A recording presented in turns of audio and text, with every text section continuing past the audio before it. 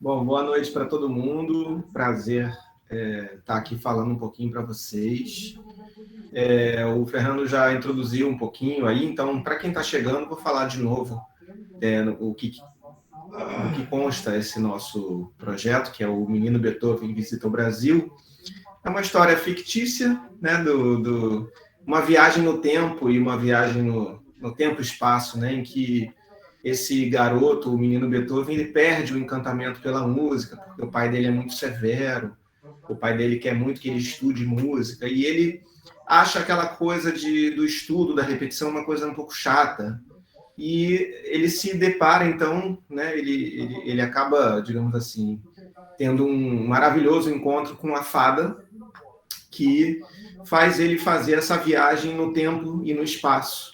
Então, ele pode visitar o Brasil, né, e a partir dessa viagem e desse encontro com a riqueza desses compositores, que são a Chiquinha Gonzaga, o Villa-Lobos, o Pixinguinha e o Luiz Gonzaga, fazem com que Beethoven retome seu amor pela música, né? Ele se reapaixona pela música e esses compositores o inspiram a ser futuramente o grande compositor Ludwig van Beethoven. Então, é uma história muito, muito bonitinha, super lúdica, super curta também, e que cria uma ponte, de uma certa forma, com uma música que é reconhecidamente muito estudada, rebuscada, talvez até um pouco severa, né? Porque o Beethoven era conhecido como um compositor que não sorria, né? Você vê que eu tenho até uma estatuazinha do Beethoven aqui no meu quintal, e ele tá sempre com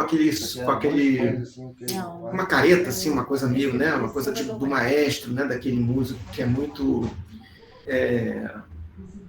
que não tem muita ligação assim com uma coisa mais leve, né? O Beethoven tem a coisa de uma música muito rebuscada, eu diria, né?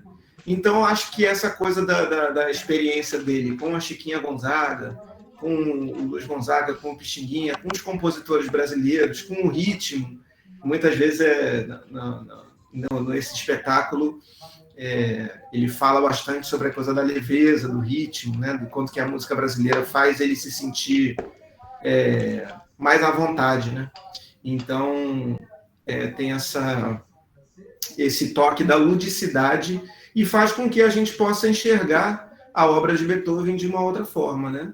A gente fez, e isso eu acho que é uma coisa que vai colaborar, digamos assim, porque quando você pega a obra de Beethoven, assim, ele é um compositor que é gravado ao longo de toda a história da gravação moderna, né? Desde o início lá dos anos de 1900, 1910, né? Quando as gravações começam a ser feitas, né? Nos acetatos, depois nos vinis, e depois futuramente cassete, LP, CD, né? Imagina a quantidade de intérpretes no mundo que já tocou a música de Beethoven, que é um dos compositores mais conhecidos da história da música, né? Então, eu acho que o que a gente contribui é de trazer essa leveza e de, ao mesmo tempo, a gente faz eu nem gosto muito desse termo em inglês, né, que a gente usa, que é o mashup, né?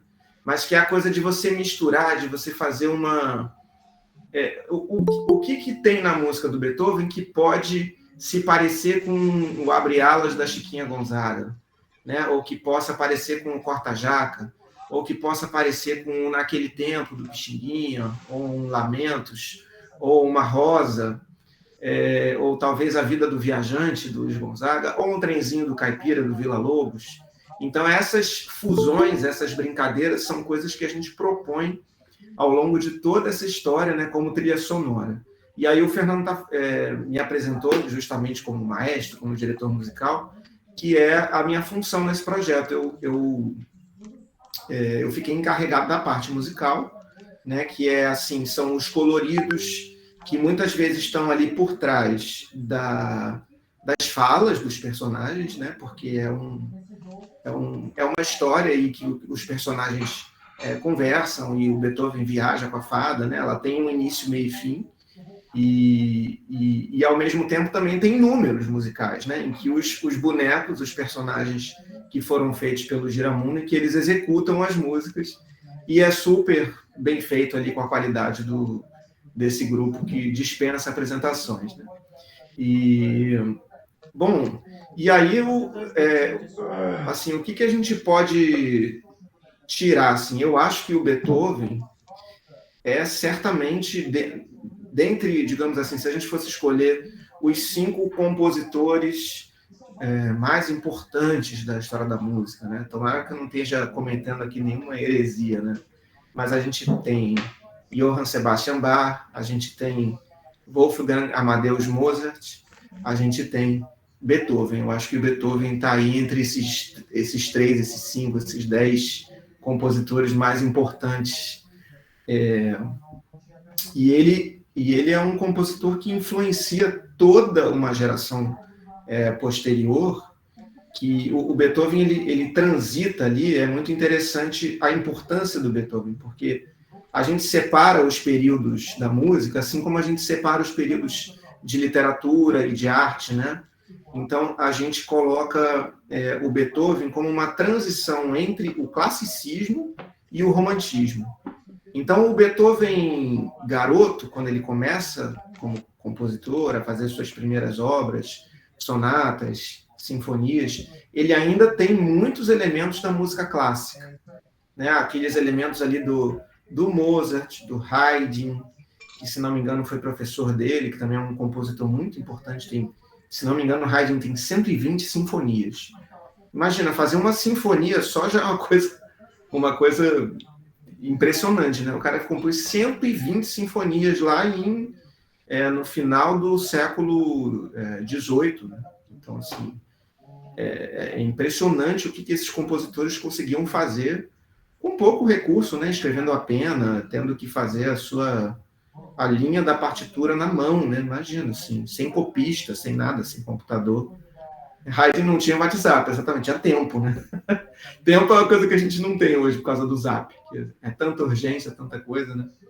Mas e aí o Beethoven, mais velho, ele começa a se transformar.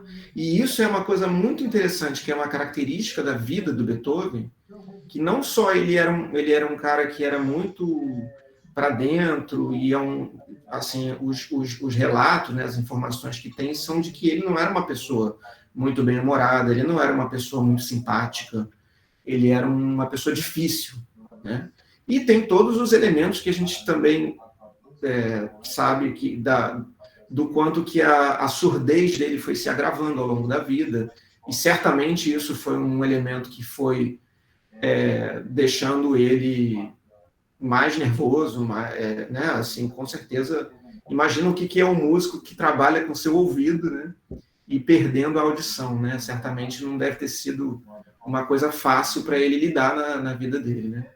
Mas então, assim, o que eu ia falar é a respeito do processo de criação do Beethoven, que é muito interessante. E isso existem muitos livros e tratados e coisas que falam a respeito dos manuscritos do Beethoven. Porque quando você pega ali a obra de Bach, de Mozart, de outros compositores, geralmente você não tem os rascunhos. Geralmente você tem a partitura completa, já feita, não existia borracha, não tem rabisco, nada. E o Beethoven era o contrário. O Beethoven, se você for comparar com o Mozart, que fez sei lá quantas sinfonias, o Beethoven fez 9 sinfonias. Não é uma coisa tão expressiva assim para o nível musical que o Beethoven tinha, sabe? Ele era um cara que poderia ter feito 120 sinfonias se ele quisesse, mas ele fez 9. Ele fez 32 sonatas para piano, enquanto, né, esses outros compositores que eu venho citando, eles compunham muita quantidade. E isso por quê? Porque o Beethoven ele nunca ficava satisfeito com o que ele tinha. Então ele estava sempre procurando um elemento novo. O que ele podia botar? Ele era tão ourives do processo de composição dele, que ele estava sempre buscando uma nova harmonia, uma nova forma de citar aquele tema, aquela melodia, de uma outra forma, uma variação, uma coisa que trouxesse. E daí que existe um preciosismo de quem é muito estudado a respeito da obra de Beethoven, de entender a genialidade dele aí. Porque realmente você pega cada obra de Beethoven e é um tratado de composição, assim, um tratado no sentido, é como se fosse um método de composição, cada obra dele, né?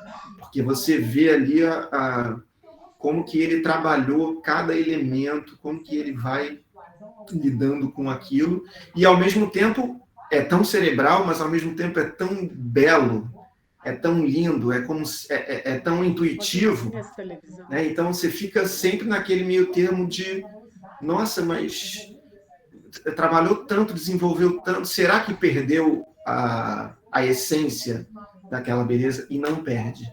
Então o Beethoven tem, para mim, como compositor, como maestro, como conhecedor de alguma forma da obra dele, eu percebo esse tipo de característica, né?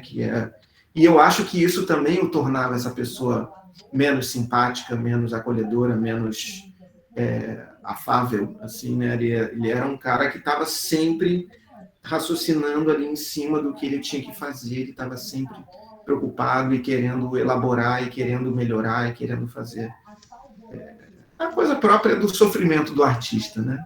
O artista tem um pouco essa coisa de criar a partir do sofrimento, né? Então, e aí onde que entra o Beethoven? Onde é que a gente cria esse paralelo com a música brasileira?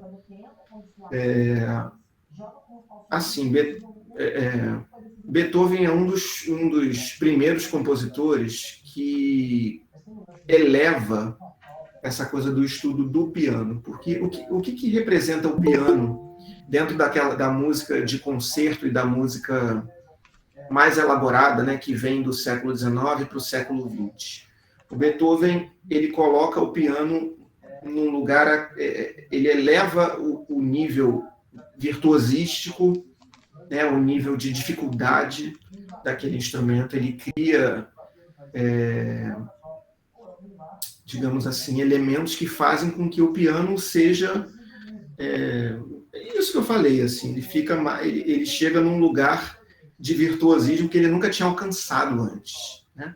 Óbvio que você já tinha isso em Mozart, já tinha em Haydn, já tinha em Bach, né, em compositores anteriores, mas eu acho que é o Beethoven que traz isso, que depois vai ser elaborado com o Chopin, com compositores que posteriormente se inspiram no Beethoven, o Liszt, o Brahms, o Tchaikovsky, né? E é uma coisa muito interessante, porque o mundo, para nós, né, quando a gente fala desse período, a gente fala de uma maneira muito eurocêntrica, né?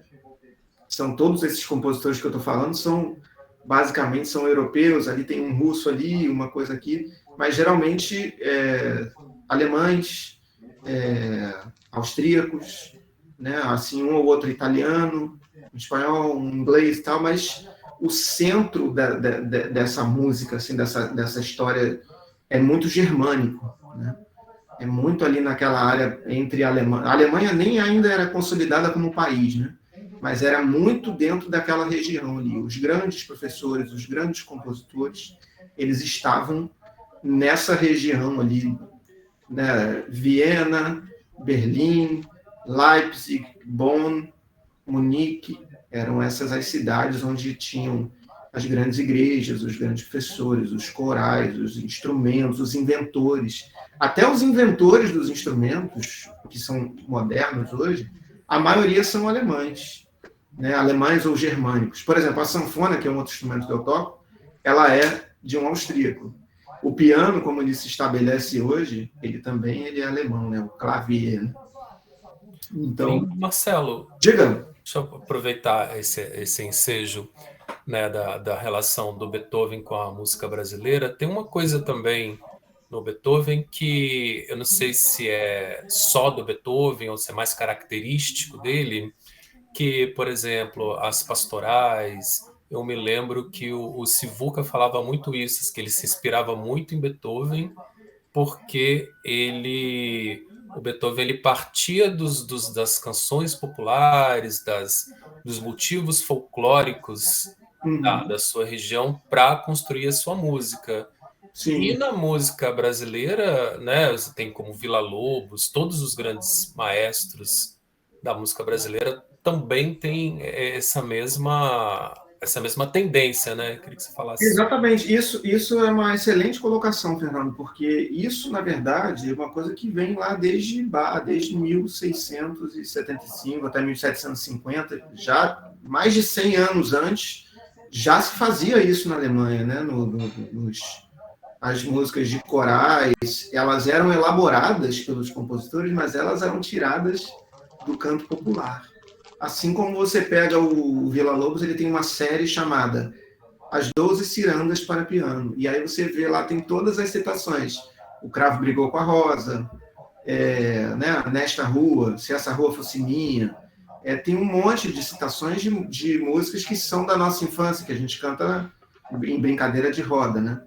E a mesma coisa com Beethoven. E é muito interessante, porque eu estava falando muito da coisa instrumental e musical e tal, mas isso é a segunda parte que complementa, né? Porque se você vai, por exemplo, para a Chiquinha Gonzaga, porque a Chiquinha Gonzaga ela era compositora de canção, mas ela era compositora instrumental também, né? Então eu digo assim, onde que estaria Beethoven dentro da obra da Chiquinha Gonzaga? Certamente o Beethoven foi um dos caras que ajudou a popularizar o piano no mundo, né? Depois do Beethoven, teve um cara que popularizou mesmo, que foi o Chopin.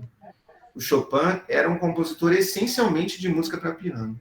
E a gente tem um expoente aqui, que é um parente dele, que é o Ernesto Nazaré, que é o compositor da Companhia de Cavaquinho, do Odeon, de músicas bastante conhecidas, assim, do nosso... assim, nas rodas de choro, né? E a Chiquinha Gonzaga é dessa mesma época. Ela era amiga do Nazaré, ela era pianista também.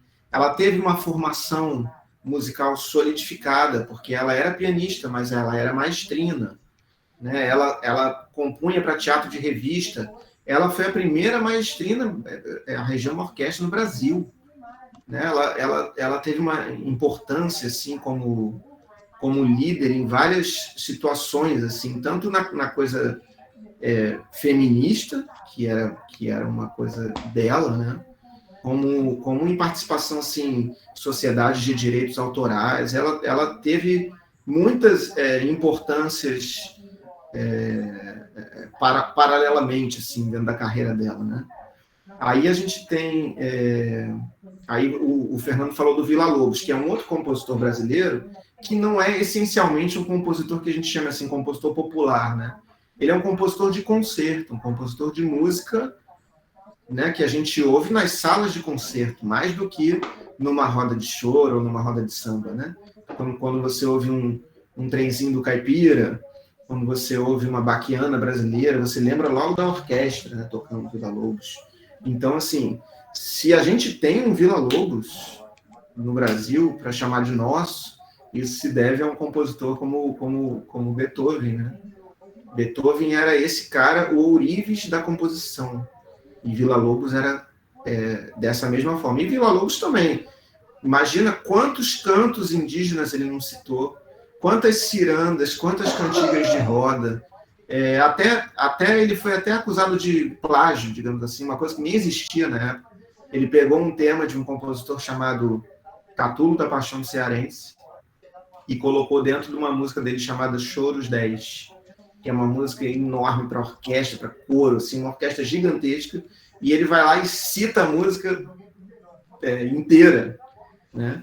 E então, assim, tem esses imbrólios também dentro da música, né? Depois o compositor ficou chateado com ele e tudo mais, mas isso não vem ao caso. Mas tudo isso para dizer que os compositores se alimentam, né, do que está acontecendo ali no momento. Poxa, essa música é linda, eu vou citar aqui na minha composição. Nossa, essas cantigas infantis, quero fazer uma série de músicas infantis aqui. Aí ele vai lá e cita as cantigas que ele se lembra, ele vai lá e cora. O Villa-Lobos é um cara que falava que andava pelas florestas do Brasil, né, e recolhia os cantos indígenas. Tem muita coisa de Nozanina Orecuacuá, tem tantos temas que são dos indígenas mesmo, né? E aí a gente tem esses dois compositores, né? A Chiquinha, que é meio popular, meio meio clássica, meio erudita. A gente tem o Villa-Lobos, que é bem um compositor de música de concerto, e a gente tem os outros dois personagens que são muito populares, que são Pixinguinha e Luiz Gonzaga. Isso eu acho uma coisa interessante também, porque isso, quando a gente começou com os personagens, quais compositores que a gente escolheu, né, Fernando? A gente fez questão que tivesse a Chiquinha Gonzaga, primeiro por ela ser uma compositora espetacular, eu acho, e depois para ter uma representante feminina, né? Que é uma coisa, quando a gente fala de compositores, a gente fala muito do mundo masculino. Mas a gente tem uma compositora que é fantástica, que é a Chiquinha Gonzaga.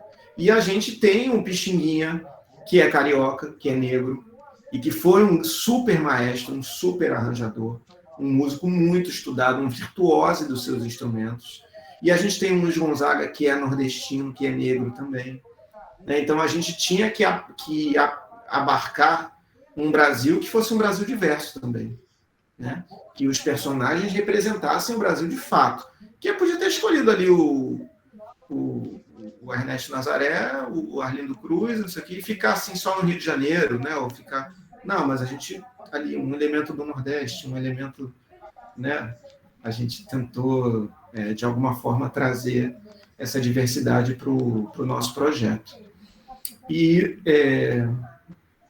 isso, assim, o Luiz Gonzaga, por exemplo, mesmo que ele não seja um compositor erudito, mas ele também é um cara que pegou os temas populares lá da sua terra. Por exemplo, o Asa Branca, já se sabe que não era do Luiz Gonzaga.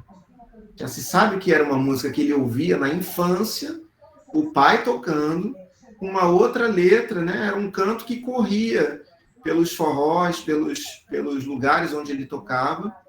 Eles ouviam aquilo, e aquilo não tinha necessariamente uma autoria. Aquilo era um canto que pairava ali por entre... Assim, os sanfoneiros sabiam tocar, cada um cantava com uma letra diferente. Aí um belo dia, ele aqui já no Rio de Janeiro, estabelecido, ele chegou para Humberto Teixeira e falou, ó, lembra dessa cantiga aqui de cego que a gente fazia?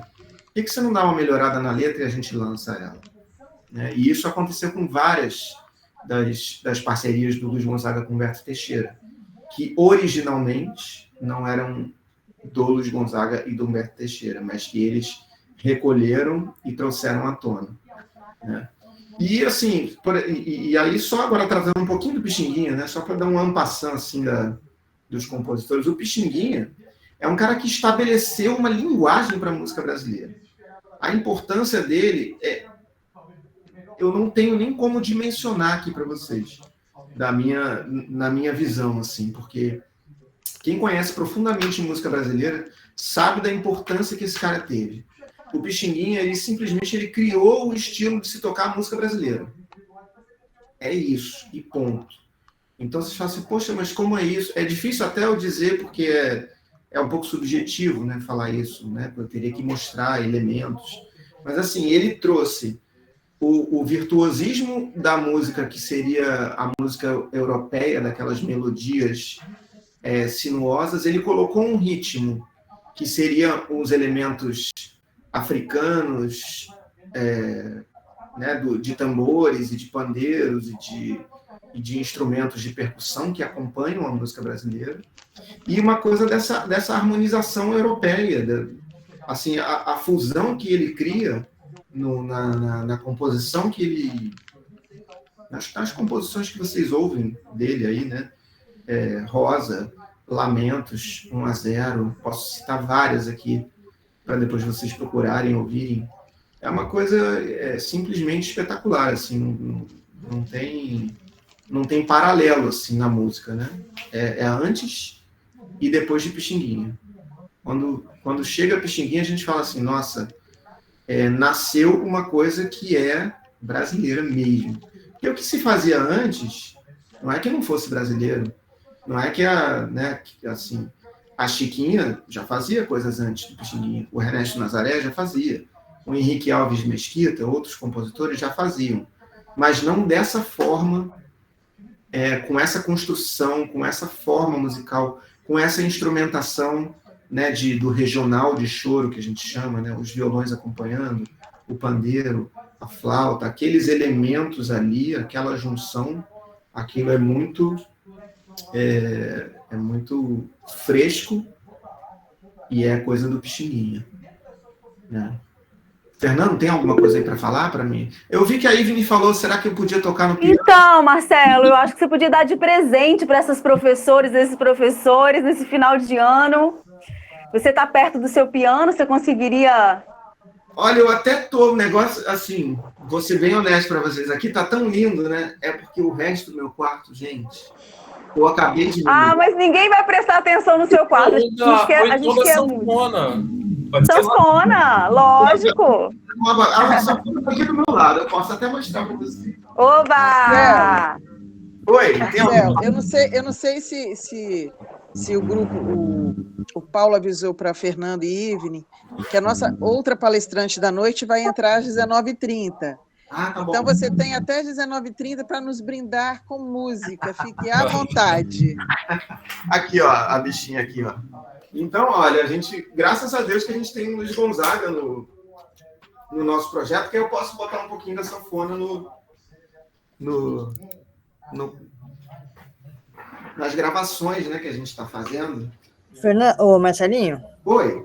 Tudo bem? Querida, Elis. A Elis, ó. Tudo bom? Gente, apresentar a Elis, que é a coordenadora do projeto também, está aqui com a gente no Menino Beethoven. Estamos aí nessa saga desde o início de 2020, né, Elis? Nossa, está sendo, assim, a concretização, né, de uma ação muito importante. Estamos aqui realizando um sonho, né? Então, gente, a gente só queria avisar que a gente está preparando uma cartilinha em PDF para enviar para vocês também tomarem como base tudo isso que o Marcelo falou agora, para ter um auxílio no uso em sala de aula. Então, quer dizer, ele está trazendo essa informação num bate-papo mais informal, e a gente também está montando todo o material didático, com conteúdo, com informações, para que vocês possam levar para os alunos na sala de aula, tá? Então, a gente vai passar para a Ivne esse material em PDF em breve, a gente está terminando aqui esse conteúdo, tem toda uma burocracia de aprovação de marca, enfim, todo um processo do projeto mesmo, e aí a gente manda esse conteúdo para vocês trabalharem também para facilitar o trabalho em sala de aula, tá? Beleza. Gente, o pessoal aqui, tô vendo um monte de mensagem dizendo que a gente tem pouquíssimo tempo, né? Então, eu vou tocar uns pedacinhos aqui de músicas, tá? Das músicas que a gente tem aqui no... Olha, todos vocês já devem ter ouvido aquela musiquinha de caminhão de gás.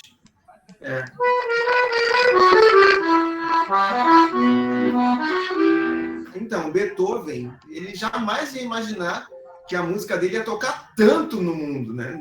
Em todos os lugares do mundo. Pelo menos nos interiores do Brasil, assim, a gente ouve isso o tempo inteiro. Aqui na minha região eu ouço direto esse... que é o Por Elise, né?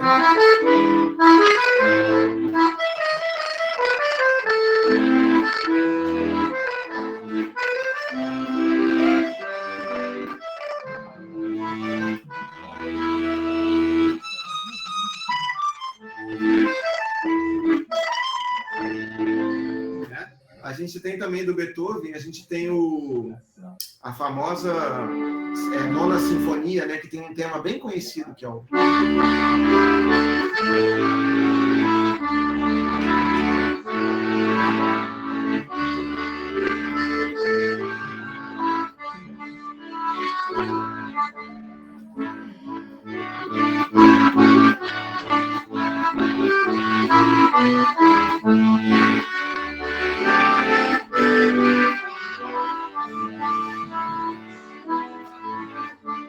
Essa é bem conhecida, né? E aí a gente tem, por exemplo, às vezes a gente mistura essa com o corta-jaca da Chiquinha Gonzaga, que é o...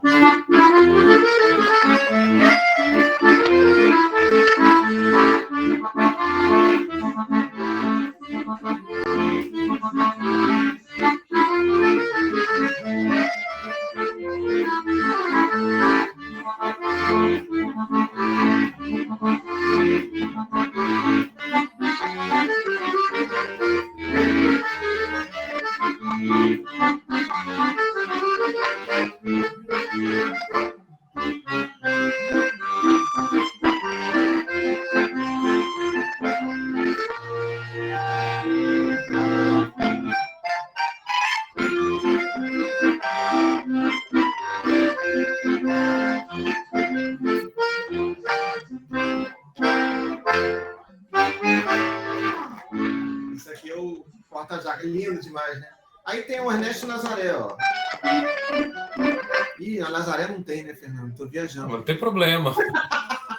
É que eu falei dele, falei dele bastante aqui. Mas, ó, tem no Vila Lobos, tem o trenzinho do Caipira, que eu acho muito lindo, né? Que é o...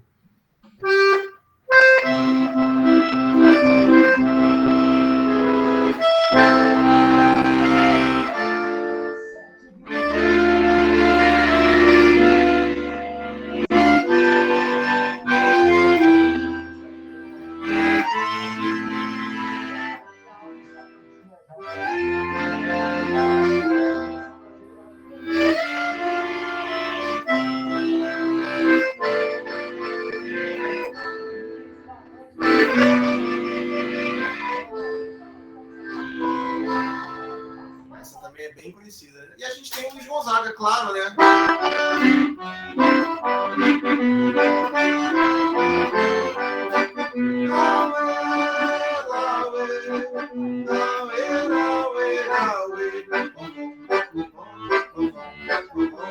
E a saudade no coração.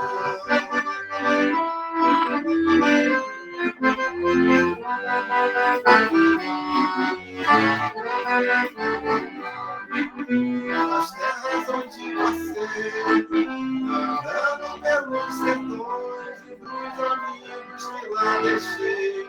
E temos Asa Branca, quando olhei a terra ardendo, a fogueira de São João, eu perguntei a Deus do céu, ai, por que tamanha judiação?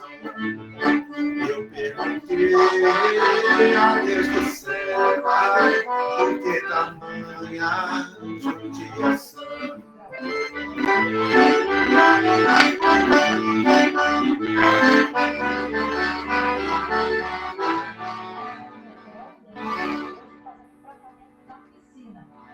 Por aí, gente. Isso aqui é uma palhinha do que a gente tem nesse projeto.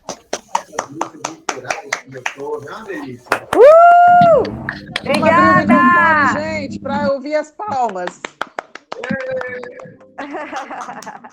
Uhul!